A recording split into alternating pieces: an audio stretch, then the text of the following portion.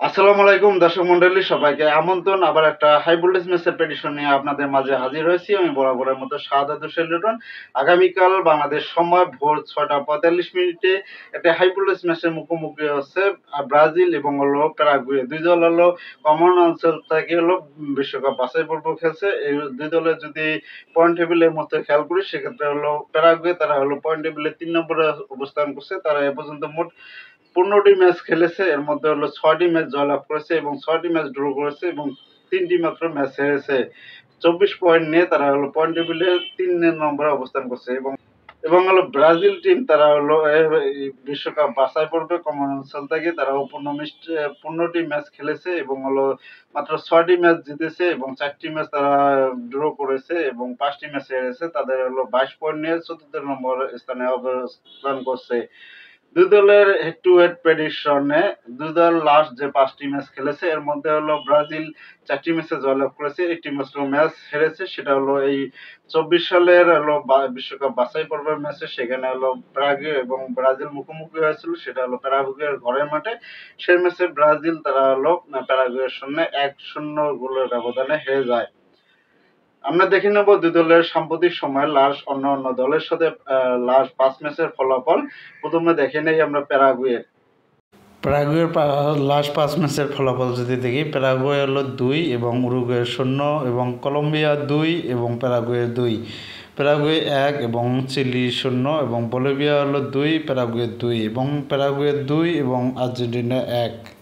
দর্শক মন্ডলী, চলুন এবার আমরা ব্রাজিলের লাস্ট সাম্প্রতিক সময়ে 5টি ম্যাচের ফলাফল দেখে নেই।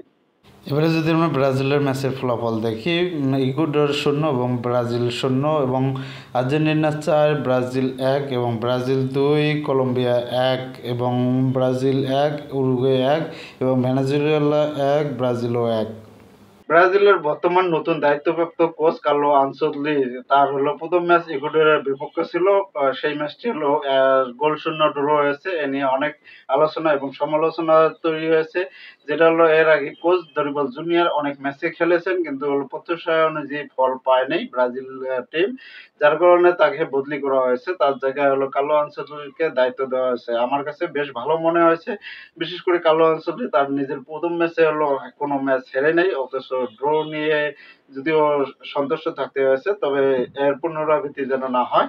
অবশ্যই প্যারাগুয়ের বিপক্ষে এবং ব্রাজিলের ঘরের মাঠ যেহেতু, সেদিক দিয়ে ব্রাজিল অ্যাডভান্টেজ থাকবে।